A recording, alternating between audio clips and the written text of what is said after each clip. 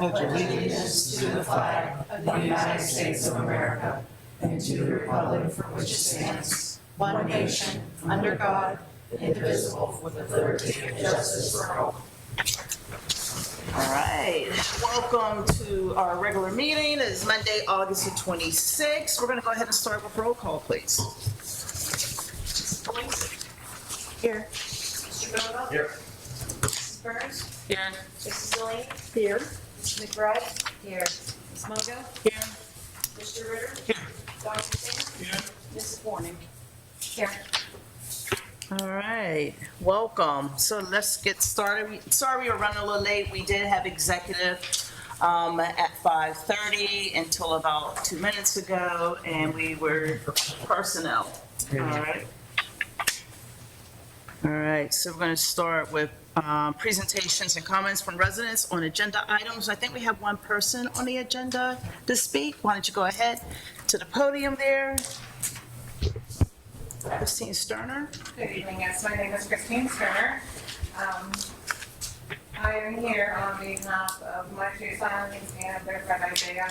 They are asking for leeway to approve a clay sporting club for the district. I did give a handout here with a bunch of points. We're available to answer any questions you may have. We do have the Trafford Sportsman's Club who is willing to give us a time in the evenings that we can use their club. I mean, never at any time would any firearms be at the school, near the school, or anything like that.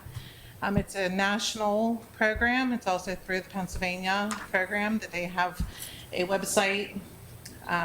There's numerous schools all around us who are involved. Everything is done electronically through the computers. After they're done with their shooting, they get scored. Everything gets entered into the computer. And I mean, there's potential to go to states and a lot of growth. I know that we do have a lot of interest amongst a lot of their friends who've been asking about it. It's something I'd really like to see get approved. My husband and I would be willing to get the team started, do whatever needs to be done, see them through it. Everything's done by certified officers, so anyone who's at the club with us would have to be a certified safety officer. They would be certified through the state also. And I'm sorry, the students also must be certified. So it's all very legit, it's all very legal, it's all very responsible. There's a lot of guys at the Sportsman's Club who are willing to help and teach and show the boys what is involved with skeet shooting. So they're looking at doing skeets. There's also trap and is there another discipline? I stand. There's 5 stand. So there's a bunch of different options. I mean, we are looking to start a skeet league, but we're not opposed to helping with other leagues as well. What is the difference between skeet, trap, and 5 stand? Totally know nothing. You guys want the answer?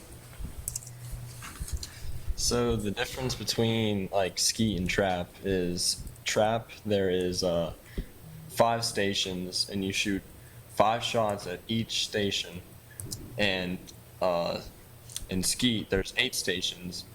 There are 4 stations that have doubles, which is you'll have one in the high house, one in the low house at the same time, and then the other ones are just singles. And sporting clays is high house, low house, like a bunny running across the ground. It's a clay bunny that gets thrown out. It's almost like golf. Too bad, because my yard is full of bunnies.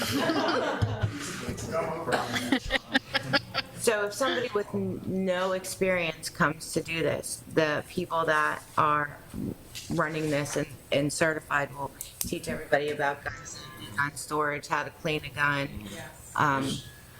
They should be able to learn all that through the, because they have to do the certification to even be able to do it, which they should learn through that, but they will still go over it even after that. Oh, okay. Is there a fee associated? So there would be fees for the individual athlete. Okay. the club ideally would like to have our own, we would like to raise money through a boosters club and fundraising to purchase their own firearm. Okay. Which we haven't discussed the details, but it would obviously have to be registered legally to an adult who would be responsible for that particular firearm. But we would like for the kids to all shoot with the same gun. Then this way there's no competition like, this is the gun I have and this is the gun you have. And no, it's not a show and tell thing. It's strictly a sports. It's definitely going to be kept. So they can't rent a weapon at the sportsman's club? Actually just got a gun that you can use there. Oh, So okay. if you do have one there, you can. I was just thinking about for a kid, Yeah, a girl or boy who was interested, how would they get started? The organization's going to want to have our own gun that all the kids can use anyways. Okay. So there will always be a gun available for any athlete. It would be good. It's co-ed. We're looking for 9th through 12th, but the kids can start as young as 6th grade in the sport. So, I mean, if we did get something, I don't know if Gateway maybe have had it in the past. Gun Oh, rifle. many years ago. Yeah. When I was little. I was just having this conversation, a young lady brought her gun to school, she would have it in any case, this is a long time ago. I have a question, the question that people have asked Bruce, for you to answer, liability, that's all anybody wants to know is, obviously, I'm confident that every safety measure is taken and it's probably safer than playing football on some level, but people want to know about liability for the district. Ultimately, if it's proven that someone was negligent, that person can be held responsible. And the district, if they're sponsoring the club. And that's with every sport. That's with it's with football, basketball, baseball, skeet shooting. And with this particular club, I mean, every precaution obviously would be taken. Guns would never be moved off of the like staging area unless they were opened. They're not loaded until they're actually in position to shoot. So they're not going to be carrying loaded guns around with them. There's not a chance of them. I mean, there's always a chance of accident, you know, God forbid, but. Let me add on a little bit. Sure, that's what I would expect you to say. But if somebody's negligent, there could be responsibility here. I know I talked to Guy briefly about this. We would put the insurance company on notice so they would be aware that we're sponsoring this club. And as such, you'd have insurance coverage. So what would be the process with the school? Because do you guys want this to start next week? According to, Well, you have to prove it. The fall session is starting. I don't know that we're gonna have time to get everything up and running by the fall. I mean, we were hoping to, but we really want to get the word out. We know there's a lot of other students in the district who are interested, and I feel like everyone needs a fair chance to get involved and become members. Would you want to start in the middle of the winter? Well, we'd have to actually start for the spring session, but we maybe would like to start training sooner if we could at the Sportsman's Club, just to get people involved and get them to show them what it is and see if there's something they're interested in. It's a 5-week program once the season starts. There is a fall season and a spring season. So I think we'll probably have to wait till spring to actually have the club going. So what we I need would to, envision would have some sort of agreement with the club that would cover these things. but we would need an additional policy or a rider on our policy. I don't know. I don't think you had a chance to. I reached out to our insurance carrier today and I didn't hear back. They said they do have other schools, but they had some more, a laundry list of questions Okay, that I just got an email, so. Time too, because Yeah. this isn't going to happen overnight. right. Bruce, it says in here, opportunity for school staff to be involved. Does that make us more vulnerable if the school staff participates, or No. that's irrelevant? No, I don't think it makes you more vulnerable. The question is does somebody do something negligently, No matter who it no is. matter who? Ultimately, you're going to have the deep pocket. I mean, somebody gets hurt, they're going to be looking at the school district. And to date with the organization, there's been 0 injuries. And they've been doing this for quite a few years. So it's, I'm pretty confident that it's as. We're all confident. I know. You'll do a fine job, but the question is the question. And that's what you have to know. Now, there is certification. Is there some kind of background check or psychological check? Or So, well, any adult who would participate in the club, we would want them to have the clearances that Gateway requires for any volunteer, have all their certifications and clearances, which does include a background check typically anyways. And then when they go to become certified, they also have to do online training. And I don't know if it actually contains a background check. I think that's why we were hoping it would just go with Gateway's policy on any of their volunteers and do it that way. But as far as the participants, is there anything required that? For the students? Yes. They would also do the safety certification. They do the safety certification. Probably part of it. I don't think there's any particular background checks. And we would hold all the paperwork on this, or the club does, or like all the background checks, whatever, we would maintain that, or the, Spun this off to Chelsea. It'll be a school-related event, not necessarily an extracurricular, so it'd be school-related. Like hockey. Like the hockey we do with club. hockey. Just like the hockey. Just like the, yeah, ice hockey. It's a club. okay. So do they meet in person when they have their meets? If the club they would, yeah. If the gun club they would, yes. Right. And you think you might have how many potentially interested? Have you? At least 5 right now. 7. 5 so far, okay. Mhm. And you only need for like they say at least 2. Yeah, that's what it says there. 5 makes the full team, but we can have more people if someone isn't there, like just have one other team. And we have a lot of schools right around us, Trafford, Penn Trafford, Norwin, Franklin, they all have the clubs as well. I do. Why don't you reach out to a couple of those places and see what their agreements look like?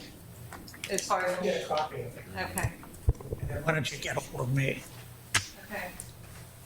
Can I ask a question about the rest of the high school kids? That is, do you know whether the rest of the high school kids are avid hunters or whether they've been out hunting? Do they? I think we do have a lot of kids who would be involved, but obviously we haven't really put the word out there yet. And I mean, these guys are just going from kids that they know who would really enjoy it. And we have a couple of female participants as well.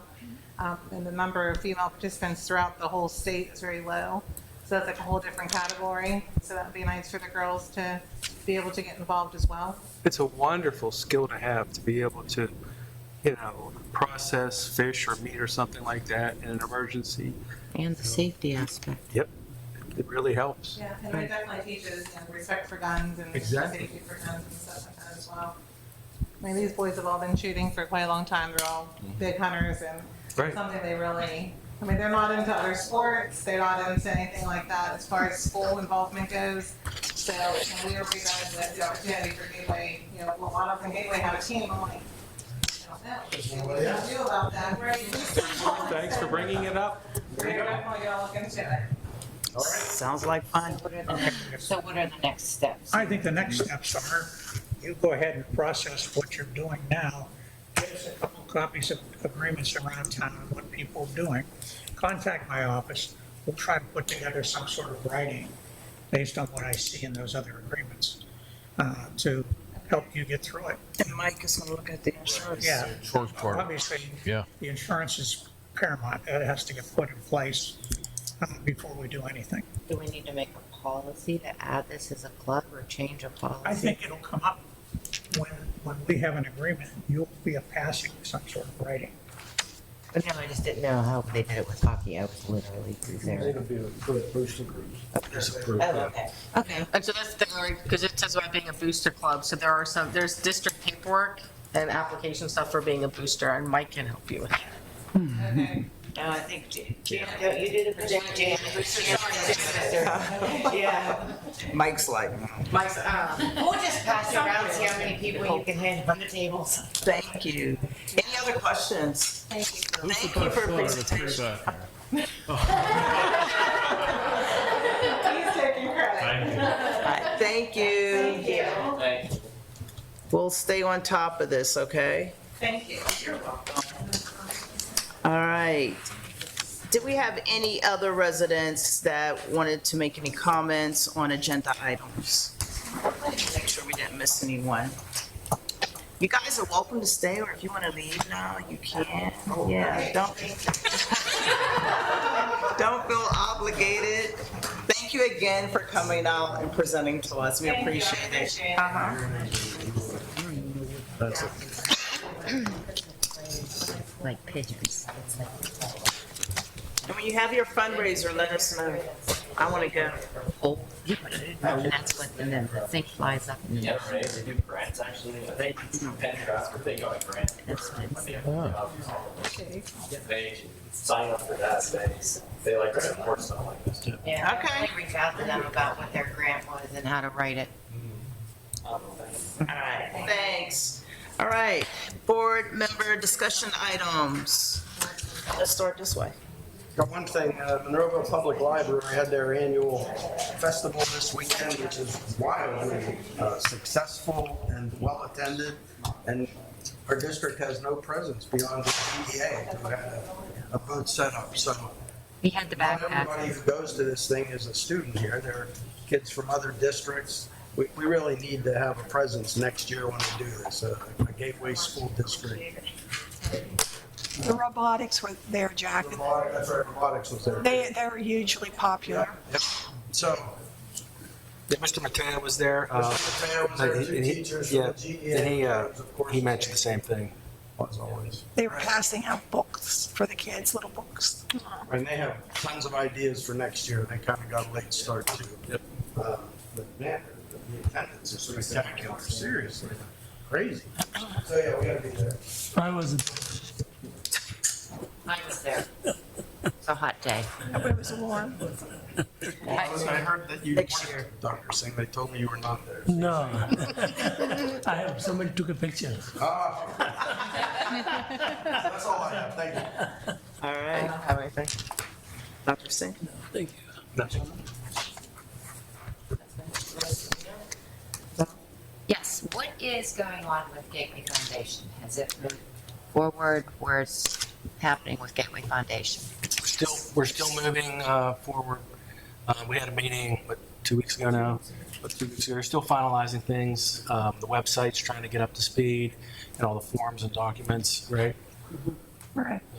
Still moving along with just trying to get everything in line. I spoke to them. I said, let me know. And I also, because I was at the library, Fun Fest, saw Brandon Markosik and just indicated to him that I would be the liaison between that. And we want to pick his pockets and see what funding is out there for that when they're ready. And he said anytime they're ready, Thursday or Fridays, he's in his office and we can make an appointment and we can all go over. I don't know who, if you want to be there and us and whatever. So he's good to go whenever we're good to go. So I'm speaking of. I don't think the house is done.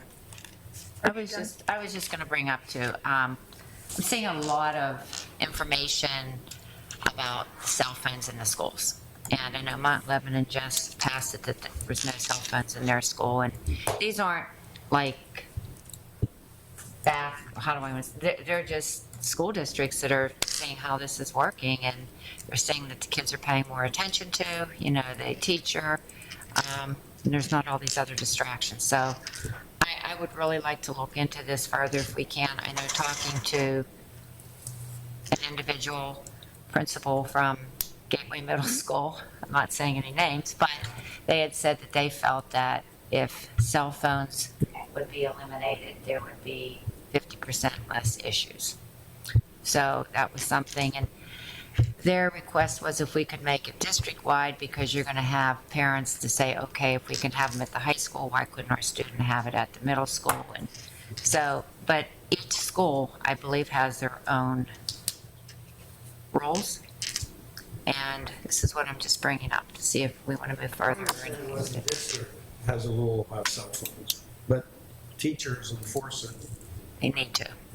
Sort of on their own, is that correct or am I wrong? Teachers, before there was the bring your own device type thing, some teachers still can utilize the phones and some do not. So we'll get with the principals and just make sure we're very clear on the policy. There is a policy, even just the use of video and sorts. So we'll make sure they're aware of it. We're going to reiterate it.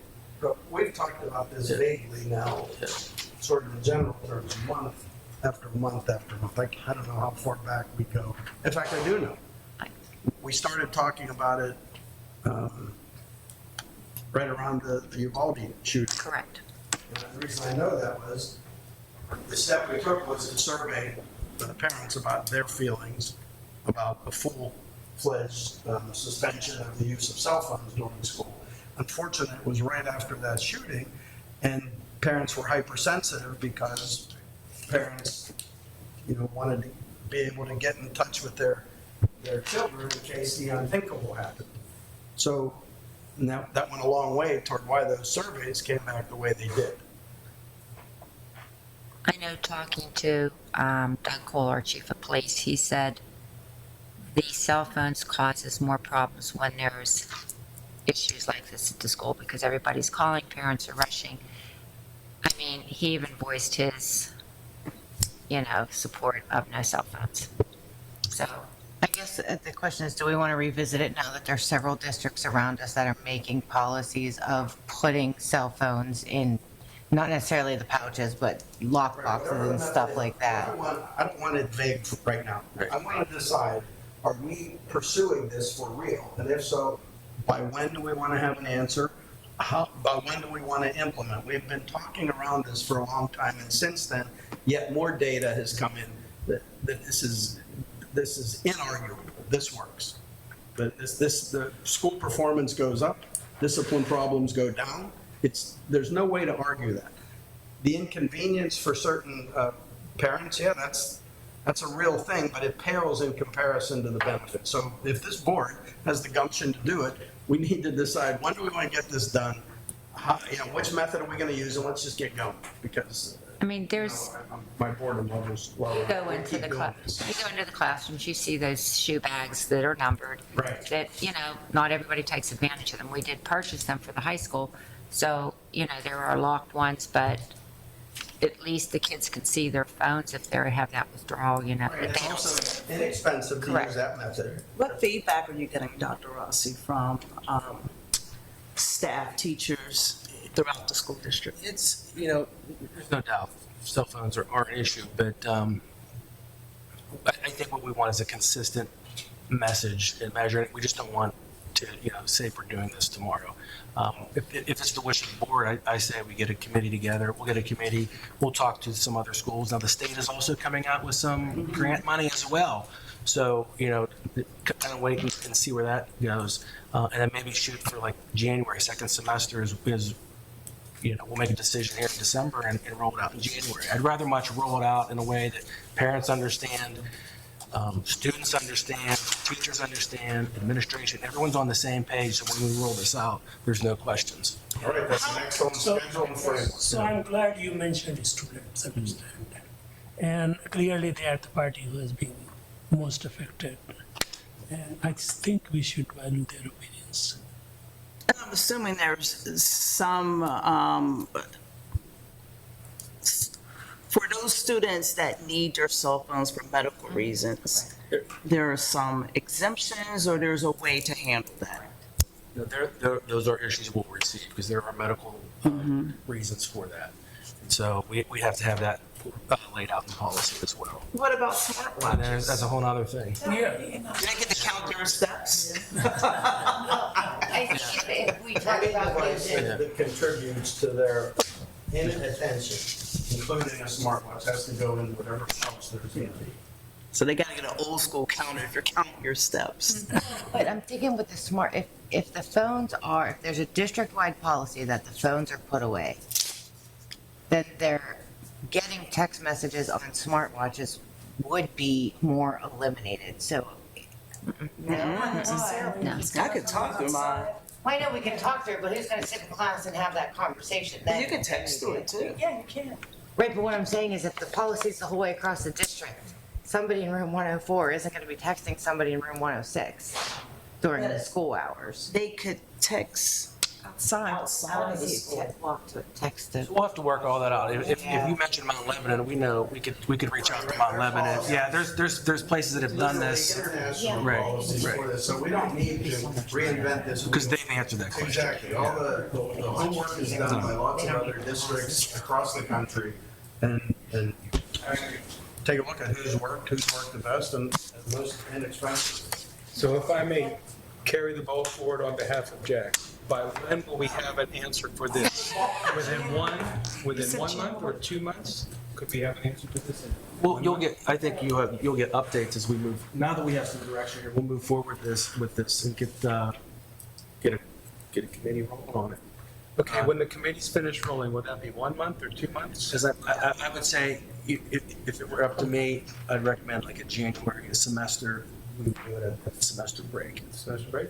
If we wanted to do That's a rollout semester, so you have to Yeah, have That's a okay. decision. That's whatever it is. Like Now- December, Now at least like- we've worked a, stake in the ground for ourselves. That's fine. Gave you an announcement. With that, I'm just wondering, because I know that some have said that the students would put a cell phone in there, and then they have their backup cell phones too. I mean, I wonder how they address that, because the kids have more than one cell phone. Serious. Well, it's gonna, I'm just.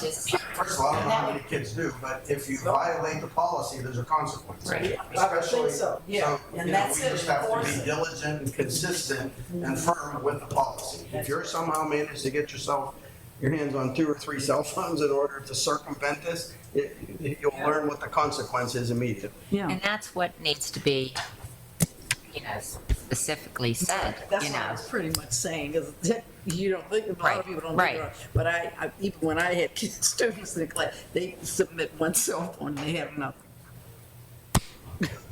Didn't you say Pat Hills has been doing this too? Penn Hills used the pouches. And talking to some Penn Hill board members, like Susan said, they put a fake one in the pouch, but then they have their real ones in their pockets. And, the kids aren't dumb, and they found a way to unlock the pouches. Just not Penn Hills, the other ones that have had pouches. There's items that you can buy on Amazon and do it. So the kids, they know. Teacher sees them with a phone, That's it. Yeah. Just start the process, Yeah. whatever that's Yeah, gonna it's be, just a matter of enforcing. Right. which we will settle on between now and then. So every student and every parent knows exactly the consequence for not just using your phone, but a fake phone, a backup phone, a burner phone. See, and then there was questions from administration.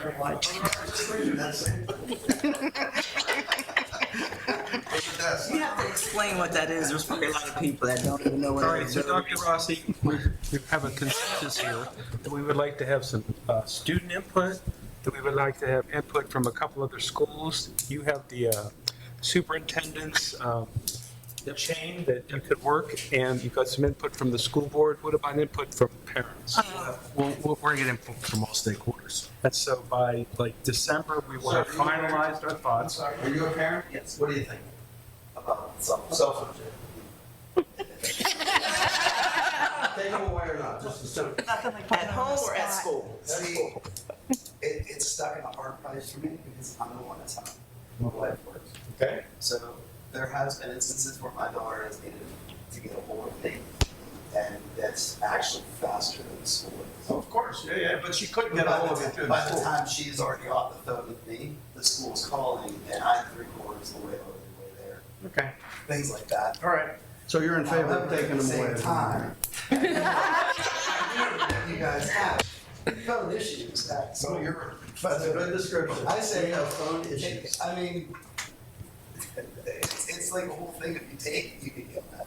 It's double-edged sword pushing. Exactly right. So what we decide is the cost benefit ratio. That's from management. We're gonna get yelled at a bit, but the student's performance is gonna improve.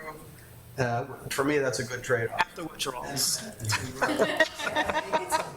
we could go back. We were sitting there texting one at a time, but it doesn't work that way. Say, okay, now we have parent input. Let's move on. What else you need, John? Wait, can I ask one more question to put your parent on the spot?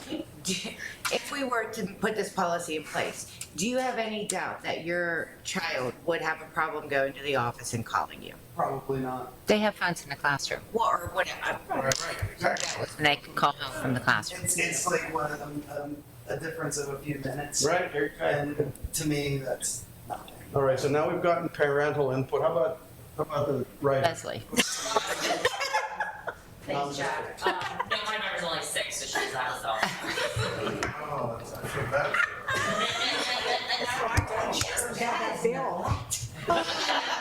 So she wants one, though. Yeah, give it to her. Anything else, Val? No, that's it. All right. Do you have anything?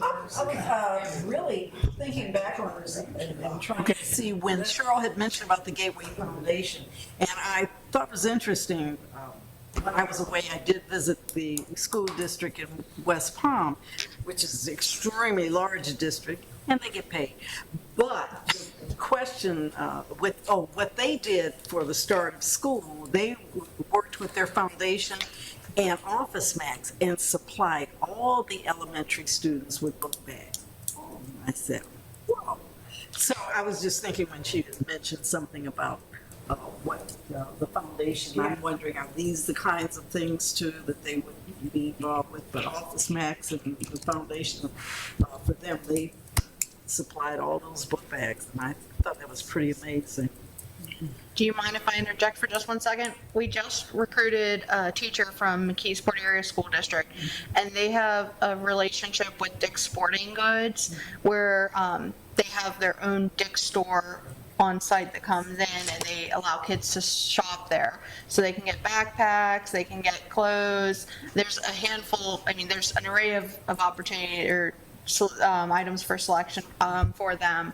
And that would be something that I would like to discuss with Dr. Rossi, potentially exploring the opportunity to implement here at the district. Because that was the first I had heard of it, and it seems like a great opportunity for us to be able to. Do the kids have to pay for that? It's free. It's all grant funded. Yeah, and I think even Dick's, now that you mentioned that, I think they were involved with Yeah. down in Florida. There's all kinds of So possibilities. there are resources and opportunities. It's just a matter of hearing about them, researching Yeah. about them. And Leslie just sent me a text from, go ahead, it's Beverly's birthdays as well. From where? Beverly's birthdays.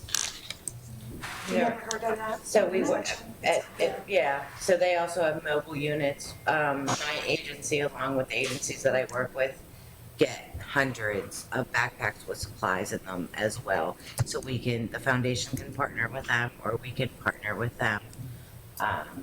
They are wonderful. So those are just some ideas for next year. You know? Yeah, and there's Departments on that with their Right. social workers. Okay. Yeah, I'm just gonna say to Susan and I, both with the Rotary, we had a backpack drive, and we supplied Ms. Hoffner at University Park with about 65 backpacks. I talked to her today, she said she still has some left. They're doing like a final, does anybody need it, whatever. And there's supplies in them, and like we talked at the past meetings, we do supply our students with what they need, the mandatories. And there is a suggested list, but, any student that needs anything, all they have to do is ask. It's taken care of. Organizations out there, they just did Shop with a Cop at Macy's. There were a lot of kids that participated, and I know I just gave Dr. Rossi about a month ago, there's a local business that's going to service 500 kids in our district. So we're working on that too. So. And I agree with Jack. Next year, I think we should, as a school board, have a presence at the Library Fun Fest. When I'm in town, I usually go, and I think even though it may not seem important when you say, oh, I'm on the school board, but the communities, the kids, the parents, I think we need to be visible. Chair. You should have That's funny. What doctor saying? you should have a big umbrella on that desk because it was pretty hot. We'll get a tent. Did you have anything, Cheryl? I think we have a lot of possibilities with the foundation. We just got to get the final. I don't know where we're going to, time frame wise, are we going to have this done shortly? When I talked to them, they were still. There's technical things with the website, the pay button on the website. Those types of things are kind of ironing out now. Is there bigger money out there than a pay button on the website? That's probably how you're going to. Things like that. That's just an example. Yeah. I've talked to them multiple times about that. Speaking of that, speaking about money, we just got a thing from the School Board Association, and in there it was talking about accessing ESER 3 funding, ESER 3 funding. Is this different? Is this something new? The ESER 3 fund, that's what we use to pay for heating and air But conditioning. they said something about additional funds. Is there something new going on that we Oh, don't that know I'm about? aware of. It was in their thing, in their, the thing we get all the time, the newsletter. Did you And get it in an email? Where? How yeah, did? we get updates from the School Board Association all the time, and it was the most. Email, 'cause Yeah, I will let you know exactly. I just wrote it down when I was reading it. I just wondered if this was something in addition, or this is an extension of something existing? No. I'll try to It would look it up. definitely be an addition. Yeah, We were stipulated up to a certain amount we did the air conditioning project. okay. And I don't know if, John is on there? No, he's not. No, he's not. Now I'm just gonna ask a generic question. While I was over by the library, there's, people that were working on Saturday and leveling out the field over there. Is that our people leveling that out, or who's doing that? That's the people dumping the dirt. Well, no, they were over there physically. I watched them leveling the whole. It's not our people, That's not us. That's not us. but Is that they're the bringing the municipality? dirt in. They're bringing the dirt in for us. Yeah, there was no trucks or anything there, and all they were doing was going in and leveling the field, and I just wondered who that was. It wasn't. It's the company doing that because they appreciate. The fact that we're allowing them to dump there, so they're just like Yes. making room For more. Yeah. It's getting closer. Like 2026. That was, yeah, so what is the date on that field? Because that was like supposed to be done when the baseball fields were done 2 years ago, so. First of all, John said it has to settle for several years. He said a year at least And settled then it. it has to That- have drainage done. Yeah. There's a little more to it, I think, than what we were originally told. Could we get a update on the proposed timeline on the activities for that project? For when the band may be able to not use the parking lot where people drive through all the time? I think some of that also was availability of the fill. We're supposed to use Instead of paying for the fill, we were allowing clean fill and from construction sites dumping. So I think some of that had to do with that restraint as well. People's Gas has been the one that's been supplying that, but they couldn't find the manhole cover, which took a while, but they found it. So that took the municipality a while because there was a issue with that. Right. But John is saying the way it's sloped, it's going to have some additional things like a holding pond, which is not, this is not going to be cheap. It's not going to be cheap. So But it was approved when the baseball fields were approved. Right, but I don't think they had the knowledge of the problems. I asked that question and I got the feeling no. You know, floated and I don't know if there was any monetary. I don't know if there's any monetary, but it was an agreement when the baseball fields got put in that was going to get put in for the band, so. Mr. Gallagher, Reverend Gallagher is the one that brought this up, so. Yeah. Yeah.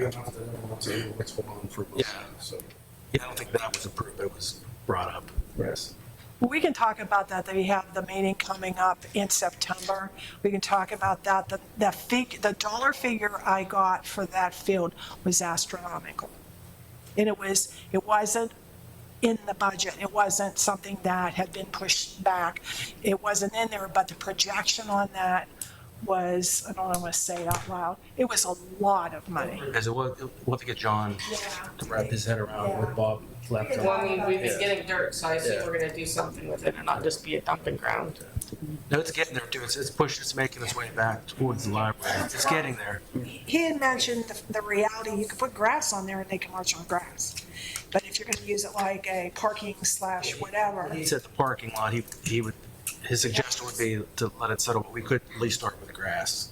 Well, we could talk about that at the Yeah, we can facilities talk meeting. about that in Yeah. September and look at that and see what he thinks, because that dollar amount was off the minute. I have something real quick. Is there a dress code at the football game? No. Okay. What do you ask? It was just something, someone from outside of the district, from another community, had put a post on Facebook about how there was a lot of inappropriate dress at the football game.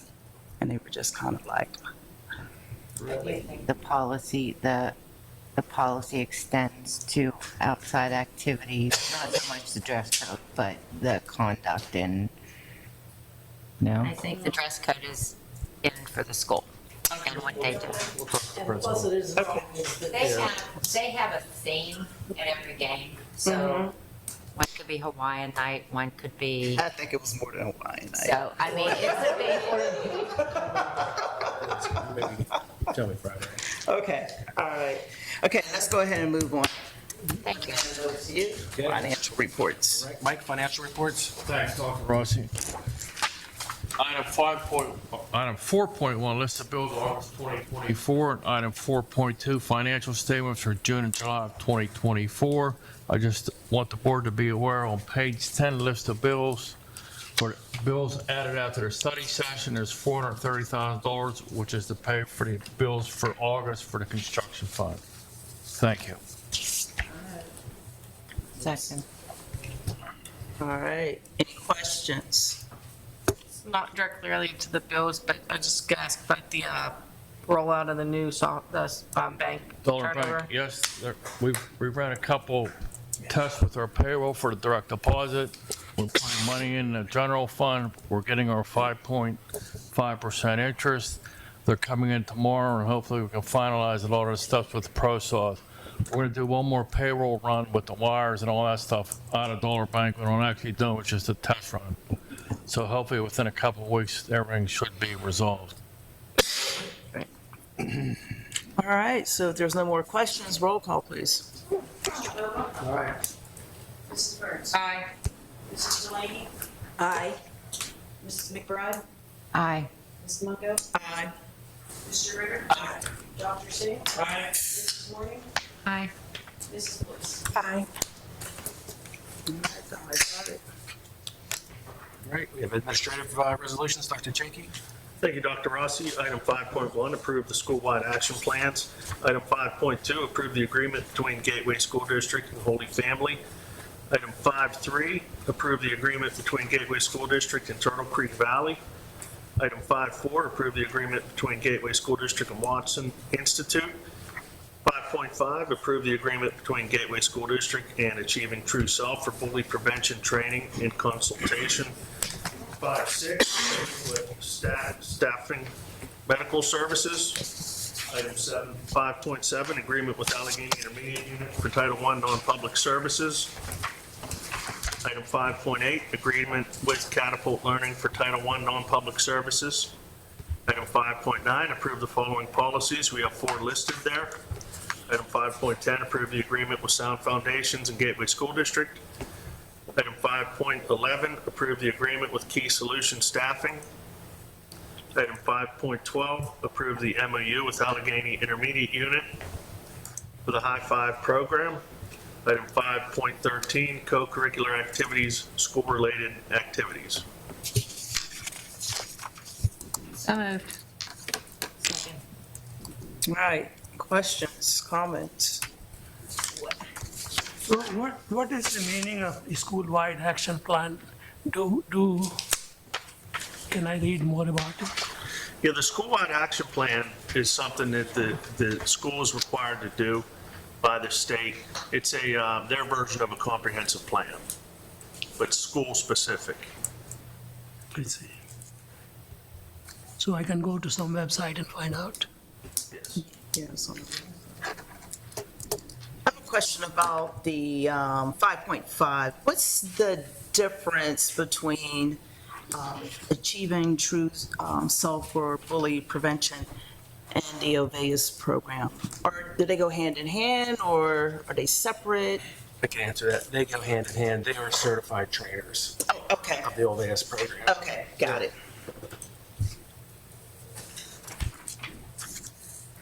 On the 5.9, what is it? Psych. Oh, I know. Okay, go for it. Measure humidity. Am I right on that? Temperature and humidity, I looked at the policy today. Temperature and humidity. Yeah, I was looked really it up, excited but about it. where do we use, I mean, I know that we were retiring, but this was more for curiosity purposes. Like, is it in the school? It's in policy and 817. yeah. So Yeah. part of that is that we use BSBA's exchange to go through this, and so that was one that was kind of just sitting out there that Not in use Right, anymore. exactly. Technologically Right. not in use. So how do we assess the proper temperature for kids for outside sports? Which is the gist of why it was there, Yeah. was to measure the temperature and humidity to make sure, I thought 80 seemed a really low temperature. I don't Yeah. know, it's not gonna get 100. So if you're 60 degree at weather. band practice in the summer, any time where the temperature and the humidity gets to be a range where the coaches need to be aware that the kids are getting extra water, extra cooler, extra breaks or something like that. So coaches or people with oversight need to be aware of this psychometry indicator. So I don't know if Dawn's on, but when we get the excessive heat warning that we get, those are times where the coaches are aware of things. So maybe you adjust like it's in the summer, you could adjust it, maybe morning or late evening, shorten the practices, make sure there's water. The trainers are also involved too. So this was just a policy on like taking the measurement and doing it. So, but it really didn't talk about the actions that you take at a certain temperature. So Dawn Hall. I was gonna ask them, because they do have. Yes, I'm here. They do have the beginning. Do you want to talk about that heat acclimation that you have? Because they're talking about retiring this policy. Yeah. Heat acclimatization was designed by the state a few years back. It's specific to football, and it's something that you phase in wearing pads during the heat of the summer. And unfortunately, sometimes you don't get hot weather when you do heat acclimatization, so it becomes a little bit moot. But the idea is that you're going to gradually acclimate to the summertime by wearing equipment that is, beyond what you normally would wear to work out. As far as, following, our trainer has the wet and dry bulb, temperatures, and they let us know of any warnings. And as Dr. Rossi said, we'll go one of two directions. We'll either change the workout, whatever sport it is, to a time of day where it's not in that range, earlier in the morning or later in the evening, or we'll cancel if there's no alternative. So bottom line is that is something that's on our trainers' to-do list in the summer and in the Indian type summer, where we have warm weather later in the fall. Anytime we get above certain temperatures, certain heat index reading, they're keeping us apprised of it, and we're making adjustments based on that. So do we have a standard policy and temperature range that that's enacted and they know exactly what they're supposed to do? Or are they just making this decision based on their own personal knowledge? No, it's a temperature. And basically, I guess I don't know what that number is. I know that they have a range and they have a chart, and basically it reads it on the app that they have. And they inform us if it's in the red zone, then we're supposed to either postpone activity or shut it down early, or if it's yellow, the extra water breaks, things like that. John, this is John Ritter. The policy as it states right now is pretty archaic. It says a red piece of paper will be posted in the school's window. Of course, that's not enough for all the other schools and the band and everybody else who might be practicing or running trails at Boys Park. So there's got to be a better way to have somebody in authority say, listen, it's too hot.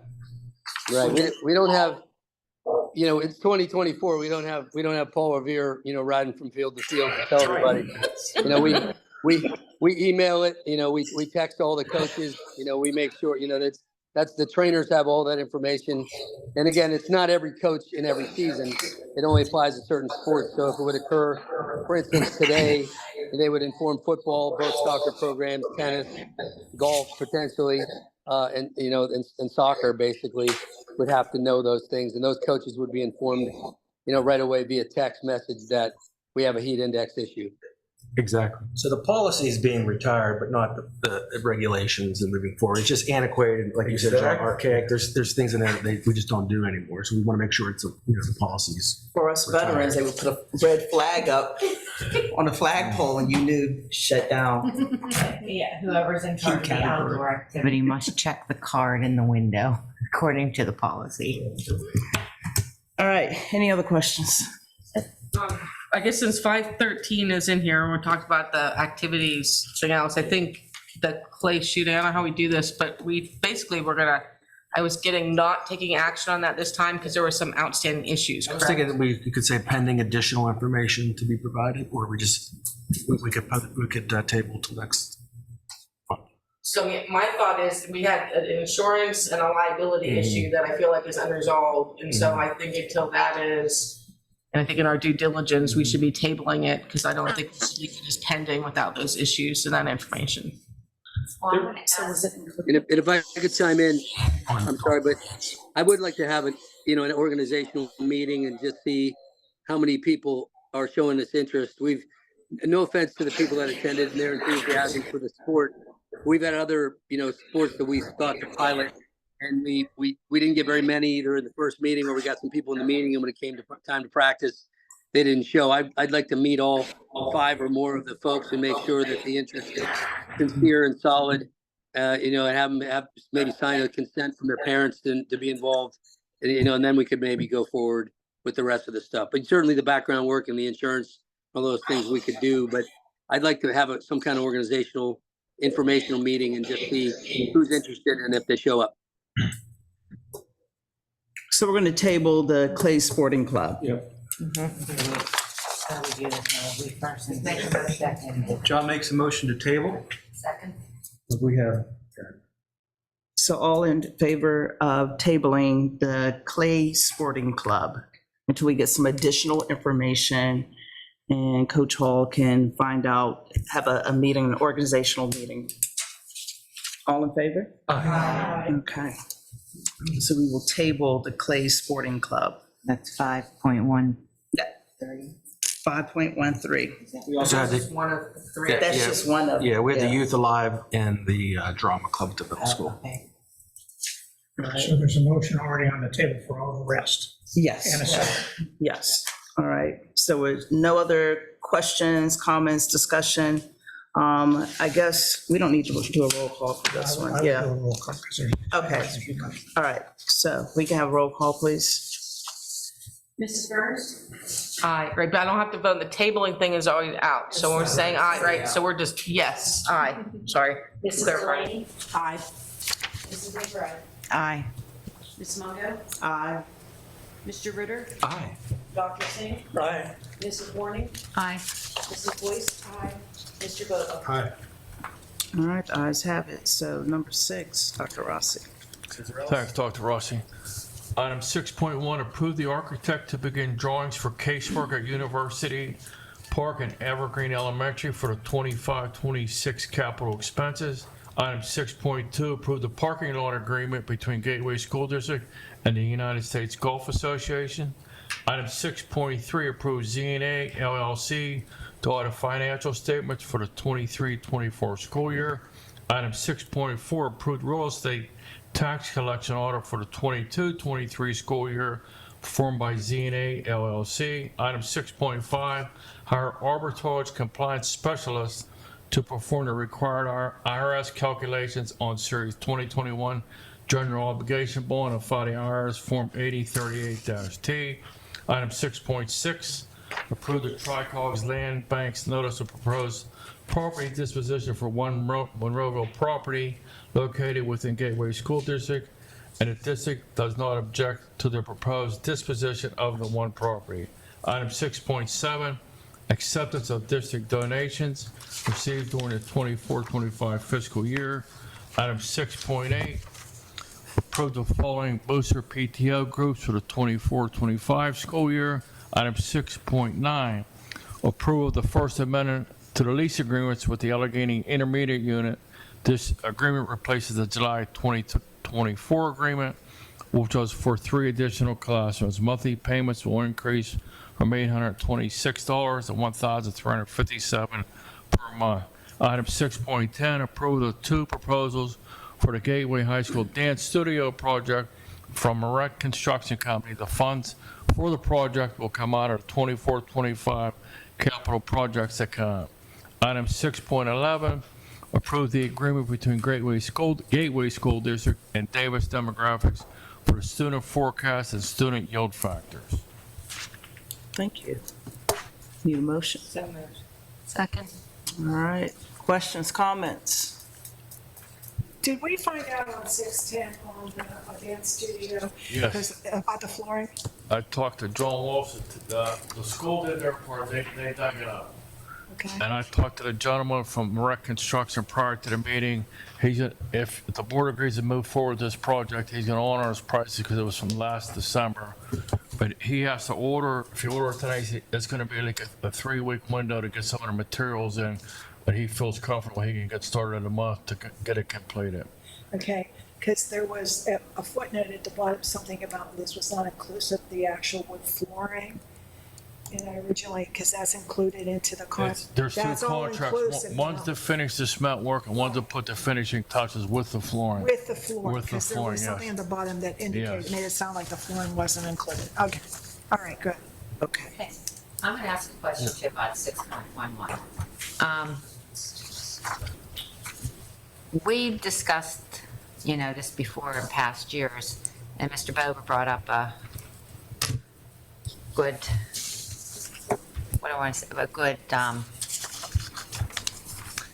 when we did this with Pitcairn, okay, when we talked about this. And I think we've been pretty much with the students that's coming when we see what's going on, like forecasting to see what's going on. We're always going to have students coming in at the last minute, not knowing, but with the general what we have right now, we can pretty much tell what our enrollment's going to be. So I'm a little hesitant bringing an actual company in to give us this information, because if you follow Monroeville Council and their meetings, you see where there's going to be new buildings, new apartments, housing, plants, and everything that's coming up. And they really don't know who's buying them, but who's going to be purchasing them or whatever. And I don't know how this company is going to be able to tell you with what's going to happen. Got side of the presentation. Let me take the first round with this. So they do a lot of, and this is like their business. So they look at that type of facility and say, on average, this is how many of what you get from there. And that's what they end up doing, is they do all the modeling based on how many kids are actually born, what developments are coming up. And they do this throughout the country, looking at the proposed developments, what that would mean for your district at all grade levels too. They'll say, well, you might tend to have older kids or younger kids. And so they actually give you that proposed look at what those types of projects in the next 5 or 10 years may mean for your district. So I appreciate that. And in light of that, I went and looked at our enrollment numbers over the last 10 years. And there's simply not a great deal of volatility here at Gateway for a variety of reasons, not the least of which is our two communities don't have a great deal of room for growth and expansion. And we as a district don't have all that many options in terms of what would we do if they came to us and said, I think that 4 years from now, you're going to have another 100 students. So although I appreciate what they do, and I appreciate the work you guys have put into it, for me, and I understand it's not a king's ransom, it's like $22,000 a year, maybe, or something for 3 years. Is that what the contract is? Somewhere in that. It's 1 year. We're just doing 1 year assessment for 19,000. So right, not a ton of money, but I can't imagine that at any point in my lifetime, someone will look at this data and say, oh boy, we got to move based on this. We have professionals who look at our numbers every year.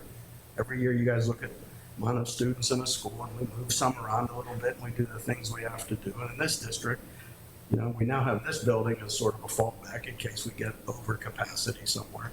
So for me, it's not something that's necessary, but I certainly understand the interest in it.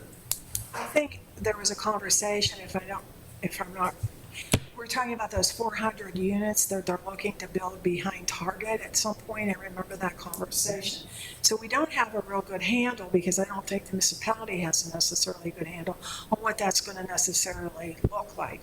My concern is in the 9th hour, and I'm not sure how to fix this because I haven't seen all these numbers, is we were adding at Evergreen 2 classrooms. And I don't know if that would help us better anticipate that or not. I guess I also want to know, how do we overcome the fact that in the 9th hour we have people registering their children as they do, and we need to talk about that. I don't know if this is just going to help us perpetuate a conversation on this, looking at all this data, because two classrooms in the ninth hour and changing bus routes because now you've got other kids coming into the mix.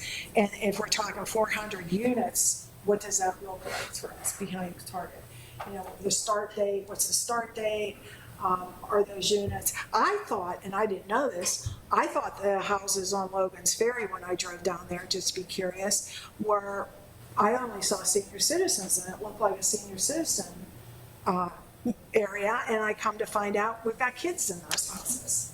And you couldn't tell by driving through it during the day because that's not what you saw. So how many kids are there? I mean, I can understand your point, we've done it before, but we have 4 older elementary buildings, and that is my concern. They are older elementary buildings. 3 of them were landlocked. 1 isn't. And how do we make that all work, and what's that all look like long term? I don't know. I mean, I can understand we spend a lot of money on a lot of things, but sometimes the biggest issue is what's this all going to look like? And how much can Monroeville really tell us sometimes? Because can they tell us what those 400 units are going to look like for sure? Well, how is Davis Demographics going to be able to tell us what those 400? They are going to go, they're going to find out builders' names, and if I understood it, Donna, they sounded like they dig deep, do a deep dive and go to the municipality and find out. This is what they do, and they have formulas. I understand it. I looked at what they've done for other districts, and every district, every part of Pittsburgh is, the greater Pittsburgh area is different. But you've raised 2 points. The one point is sort of the late registrations. Which they're not going to address, right? They're not going to change that. They're not, right. They'll have no impact on that. So we as a district, our job, regardless of whether we go with them or not, is we need to have models put together for what if we have an additional 100 or an additional 150. Again, if you look at our numbers over the years, you can take a pretty good guess at the best case, the worst case scenario in terms of enrollment. And I think we can model that and decide that without the help of these folks. But again, I'm just Well, not I'd like going to to live and ask- die on this hill. I just don't see it. I'd like to ask Dr. Rossi, because this is our first time hearing this. When you originally brought this to us, your reason was because We want to build a long-range plan for facilities and enrollment, so that's part of this. So take a look at the birth rates, which is important. The new housing, they track the phasing and the types, and then they also address mobility, which they say is a big factor, one of their biggest factors, students in and out of schools, along with the private schools as well. So they take a look at that too. And so I think for us, in order to move forward in facilities planning, we have to have an understanding of where we are with enrollment as well. You know, Evergreen, we added 2, they're out of room right now. We'd have to bring over a unit right now if we add another classroom. Cleveland Stewart is close. They're okay right now, but they're tight. University Park has, I think, 1 classroom, and Ramsey has 1 classroom. And then we're also, we'll be impacting specials too. So if we could take a special classroom away, so now those art teachers, music teachers will be on a cart, and that's not ideal either. So we want to get a handle on our enrollment projections. And so it's like, this is a long-term plan. We have Gateway Middle, we have room there now. We want to focus on our elementaries and what's next for them. So this is the starting conversation. I said the redistricting, we're doing this bad. But just understanding at the elementary level, because at the middle school and the high school, you have a little bit more flexibility because of the volume of the building, everything else. But in elementary schools, sometimes we have one elementary school that's much fuller than another, and this would actually give us a demographic and looking at individual areas in schools to help us understand where we think that shift may be, where one school might be getting fuller and one might be getting lower. So where do you need to shift kids? So we could be having. Have to use that R word. I did. I used the R word. Ultimately, if that's what needs done. Right. Then This is the data that would help us. You know, and redistricting might just be moving one street and not. Yeah, wouldn't be yeah. Like, redistricting isn't necessarily a bad word. No, it's just, But people see it that way, but. Or we could be. Or it could be 9 discussing a new building. Well, that also could eliminate that. If I understand correctly, Plum was anticipating having to do some construction, had them work with them, and found out they didn't need to do that. Right, They so appear to not need it now. they appear right now. Although they're professionals at this, they're working from the same data our professionals work from when we look at where we've been and where we're headed. So they may get their guess, because ultimately it's a guess. Well, true. The question is, what does a board do with this bit of information that they produce? So if they do their work and say, we think that 3 years from now, you're going to have an additional, whatever, 40 kindergarten kids. Some board's going to say, oh, okay, well, based on that guess, we're going to add on to a school, or we're going to do this. I'm skeptical enough that for me, I've still not heard anything compelling, but sooner or later, we got to vote on it, so. I think the other thing that we talked about, and don't know, you can jump in on this, special ed, I believe. Did you bring that up? We're talking about our special ed numbers too, because, you know, we have to put them in those buildings. We can't put them elsewhere. And what does that look like? I mean, what are projections with that? That's very important because that takes up space that we can't use for another reason. So, I mean, yeah, we could if we sat here and concentrated for the next 6 months and just focused on that, we might be able to come up. I don't know how else you do it as far as, you've done it in the past. There's been some people that would argue you made mistakes. By the way, based on expert input. Yeah. That decision was made based on consultants telling the school board and administration what to do to save money by closing a school. So I don't think they're going to tell us that. I don't know what that's the whole point. I don't know what they're going to tell us. Ultimately, the board will be the ones who decide based on not just their data, but what administration is also saying. And again, get the vote going.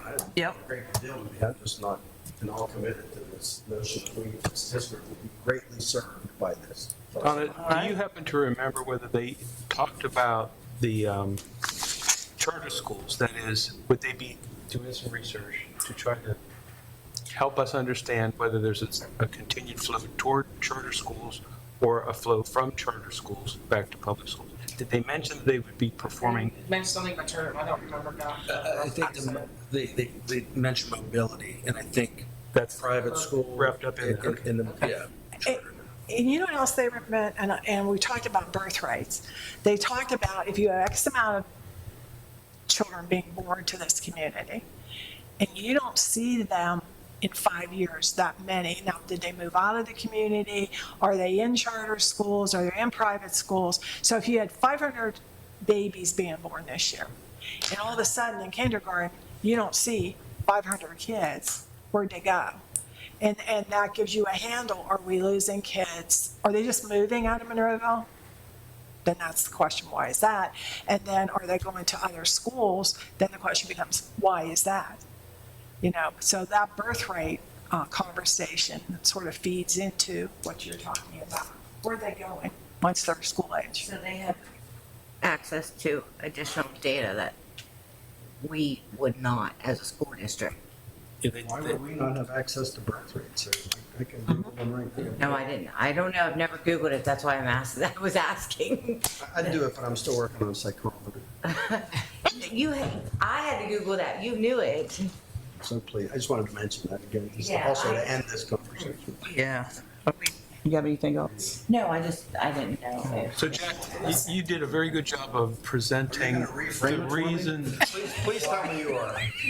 Thank you, John. Because what I do is I listen to other people's arguments and I try to process them. So I like your argument. And the flip side of that would be, I think it might be valuable to have whatever input they could offer that we don't really know that we don't have access to. If it could save us a lot of pain, agony, misery, and despair 3-5 years from now, it would be worth it, but we don't have the answer to the question. So that's where we stand. Jen, I'm just asking a real quick question. Are they still receiving kids coming in? Are they still? And you're going to see that throughout the whole school year. Is there, since we're on this topic, is there something we should be doing differently to offset that? Are they coming from where? apartments over by Evergreen, since Evergreen got 2 classrooms, those new apartments, do we have a lock on where they're coming? We'll get that information, but it's a little bit of everything. Yeah. There's 200 in August to register. We still have 50 in the queue right now. So honestly, we started advertising for kindergarten registration in February. Yeah, I will tell you, there was a confusion about pre-K counts. They got the impression, they being the parents, that once the kids were in the pre-K count program, they didn't have to re-register for kindergarten. But I believe they did. Yeah. Right, they didn't understand that, so that's something we have to make sure that the pre-K parents, because that's 2 separate programs. We have a motion on the floor, so we need to go ahead and take a vote. So let's go ahead and do a roll call. Mrs. Delaney? Aye. Mrs. McBride? Aye. Mrs. Longo? Aye. Mr. Ritter? Aye. Dr. Singh? Aye. Mrs. Warren? I, except for 6.6 and 6.11, no. Mrs. Aye, Boyce? Clog. Aye. Mr. Bova? I except for 6.1. Mrs. Burns? Aye. All right. Ayes have it, motion carried. All right, personnel. Thank you, Dr. Rossi. 7.1, employment of 6 individuals as listed. 7.2, salary adjustments for 3 educators per CBA allowances. Item 7.3, event workers. And item 7.4, 1 independent volunteer for university work. So moved. Any discussion, comments? I know there's not supplementals on this list because we voted on them last week, but when are we gonna have a review of the whole supplemental program? Dr. Rossi and I touched base on that. Our intention is to have it so that we can have the whole new program in place for the start of next school year. So I'm hopeful that we can do so in the next, two months here probably at most. So in other words, in 2024, so when Mike starts his budgeting in January. Yes, that's the intention. That's wholeheartedly where we're at with trying to remedy this. Okay. Thank you. No problem. Any other questions, comments? I'm just glad to see students coming out to help in the district, that we are helping them for their services.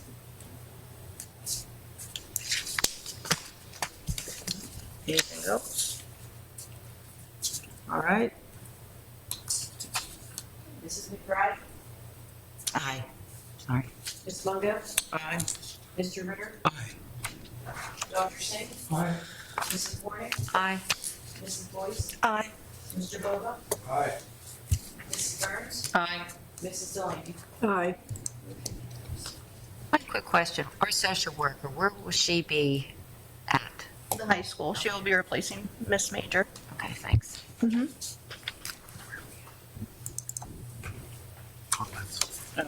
Comments from residents on non-agenda items.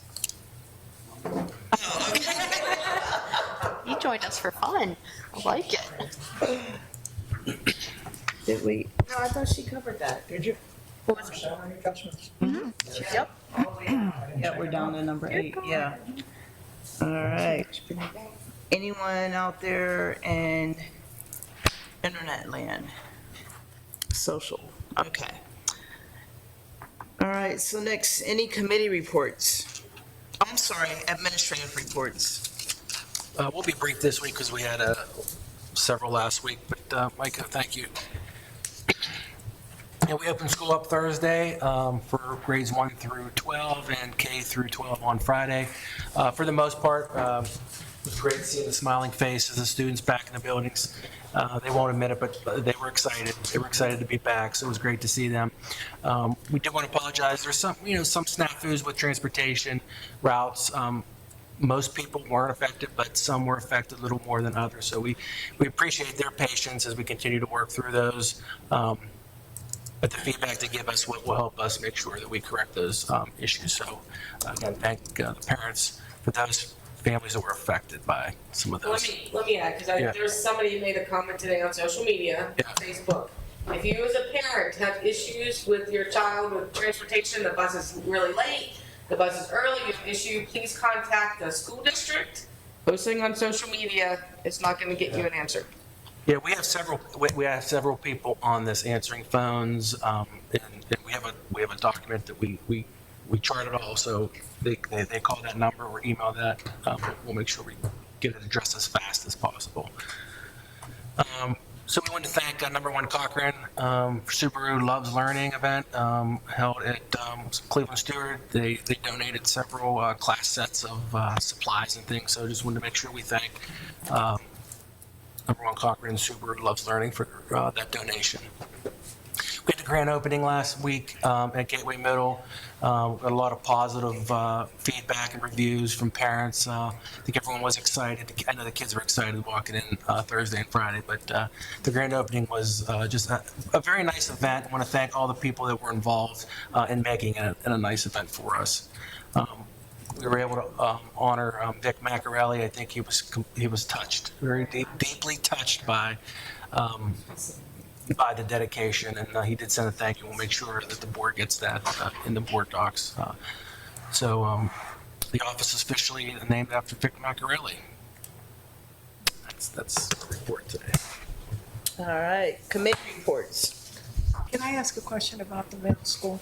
My neighbor wants to know how many seats are in the auditorium at the middle school, and I said, I don't know, but I'll find out. 800. Yeah, 850, I think. We'll get, yeah. I don't think it can fit the whole. I don't think it can fit the whole building. Okay. They said it hadn't changed from the last. It just looks bigger. It really does. They said each grade level would fit, but not the whole building. Yeah. Yeah. I'll tell him he'll be. I thought it was way more than that. Yeah, it looks huge.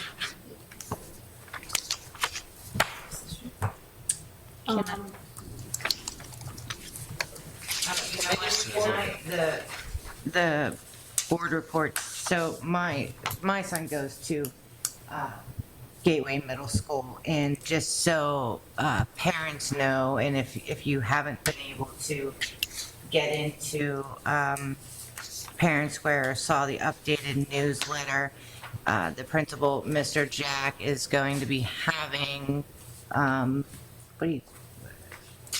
grades, A and B, for expectations in the schools. I know there was a couple of, they're now allowed to go out at lunchtime and things like that, and some people were confused, and I think that came out last Friday in his newsletter. So I think that's awesome that he's putting that together to try to do things. Again, there was some questions on social media, and I did direct them to call the school. And there are some wonderful teachers at Gateway that try to answer some of the things and questions on Facebook.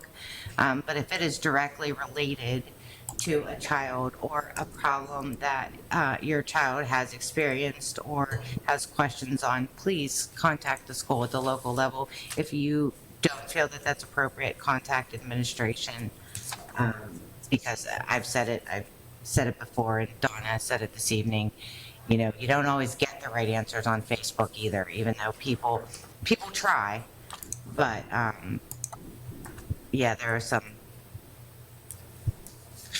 not so great answers, and I was like, no, talk to them. So please heed that. But yeah, I think assembly, that's the word I was looking for. He's having an assembly Monday, Tuesday, Wednesday, Thursday, Friday, which each grade level, group A and B, separately. So that hopefully that'll help the kids in learning their way around and everything. Coach Hall, did you have anything? Micah? I can see who else is on there. That's it. Nothing for me, thank you. Okay. No, nothing from athletics either. Just that, we are actually underway. We got a game here tonight in the stadium, a soccer game, girls soccer game, and we've obviously started the fall sports regular season.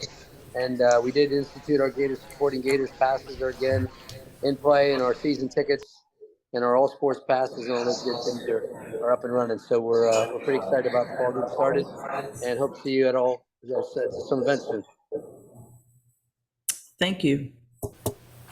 Go ahead. Yep. Yeah. even though I spoke briefly, but it was virtual, and sometimes it's hard to understand, that was last Monday, but I did at least, thanks again, making sure it got passed out and run. Oh, I did want to just highlight certain things from the Curriculum Equity Committee meeting, which I thought went very well. We had some very outspoken resident stakeholders who attended, in addition to our committee and the board members, and Dr. Rossi as well, and Dr. Threet and Dr. Tara McCrone. But the things that were highlighted, it's pretty much centered around, well, first, on the curriculum end, the world of work, the Title I school-wide plans, curriculum timelines, and a reminder about the ribbon cutting that they had, which was, I wasn't there, but I saw the pictures and it was fantastic. It looked great. And then also, Dr. Threet, she was recapping some things and discussing through her PowerPoint what was going on in terms of diversity, equity, and inclusion, and what she intends to do in this school year coming up, her strategic plan and continuous improvement model.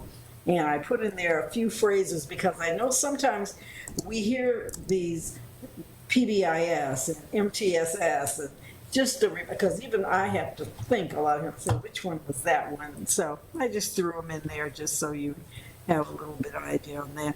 Valerie Gilcrease, who works with the IRS, she would like to and offers to partner with Gateway School District for the high school students, especially since they're going to be required to take the financial literacy as mandated by the state education.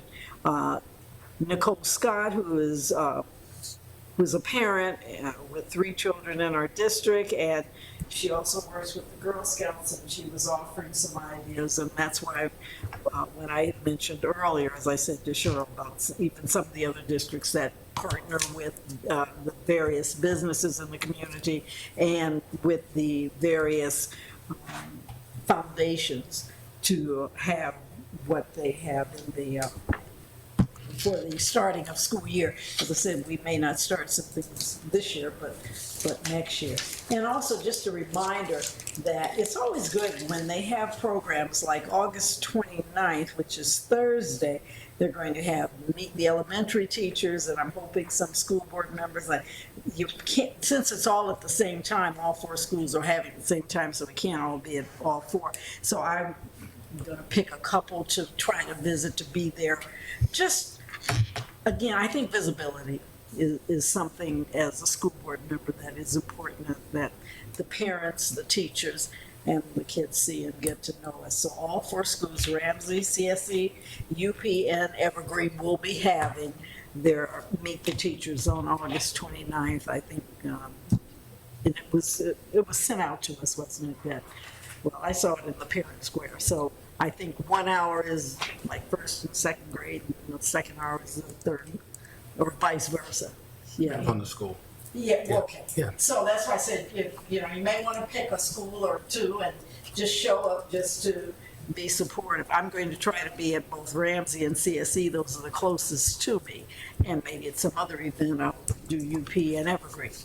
And just so you know, on this day, today, August 26, 1920, the 19th Amendment to the Constitution was ratified. Don't everybody say at once what it was, which gave women the right to vote. Thank you, Constitutional Amendment. So, other than that, Kevin. Leslie had a question, if you don't mind. Hi. For those of you that don't know me, my name is Leslie Sabisky, and I'm with the Times Express. I was here last week, but I do know Valerie and Susan from the Rotary. I just wanted to ask, Mrs. Burns, you had mentioned about the transportation for the bus. I just have 2 quick questions. Is that okay? Is that okay? Talk fast. As you talk fast, I'll make it quick. Mrs. Burns, you said about the transportation. Do you want parents to call the school, like there, or the bus garage? They should call the transportation number that's provided, and there's a, is it the? We can get that to you. Yeah. Jan will get it to you. Yeah, There's an yeah, if email. you put that article, that would be awesome. Yeah, that'd be great. Is there also an There's email? an address? email, Yeah, right. it's like transportation. Yeah, it goes to a couple people, so, Yeah. yeah. Yeah, Yeah. the transportation phone number is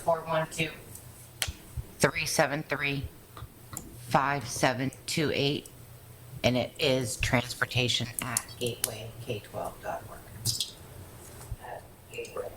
K12.org. Okay, thank you.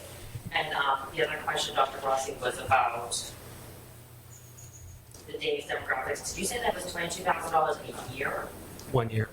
It's 19. Well, I'll talk to you afterwards. Yeah, that'd be. Yeah. Okay. Oh, one All right, last so quick thing, so that we don't forget, and those listening in online, because Leslie reminded me when she mentioned the Rotary. Monroeville Rotary is having their International Day of Peace on September 21st. We want the community, board members, everyone to come out and help us to promote and celebrate peace. And if you're a runner, or if you know runners, or if you work with kids that run, we'd like you to get them involved. And if you have athletes like football and others, we'd like you to get them involved in the 5K run that we're registering and having students participate in, and the funds are always for our students. Saturday night is the alumni musical showcase at the high school. Yes. And also the jazz festival. Jazz festival. 31. A lot of conflicts. All right, so I have a motion to adjourn. Motion to adjourn. Second. All right, all in favor? Aye.